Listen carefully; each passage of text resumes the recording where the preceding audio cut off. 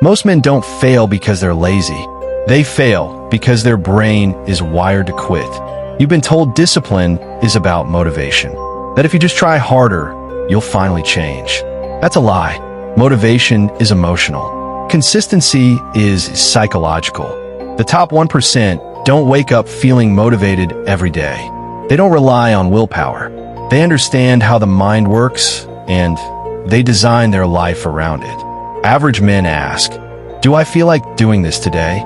Elite men ask, "What does someone like me do, no matter how I feel?" This is identity-based behavior. When you see yourself as a disciplined man, your actions start to align automatically. You don't rise to your goals. You fall to your identity. Every time you keep a promise to yourself, your brain learns, "This is who I am." Every time you break one, it learns the opposite. That's why the 1% protect their identity more than their comfort. Psychologists agree on this. Your environment controls you more than your intentions. The 1% don't fight temptation, they remove it. Their phone isn't next to the bed.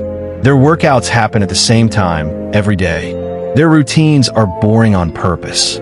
Fewer choices mean fewer chances to quit. Most men try to use discipline to control a bad environment. Elite men change the environment so discipline becomes automatic.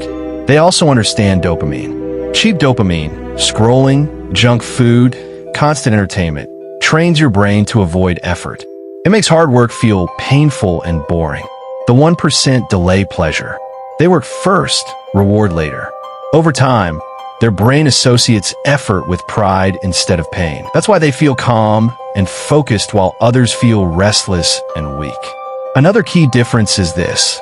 Elite men don't negotiate with themselves. They don't wake up and debate whether to show up. They have rules, not moods. Once something becomes non-negotiable, consistency stops draining energy.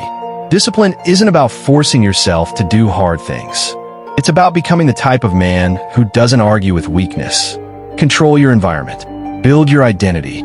Delay dopamine. That's the psychology of the 1%.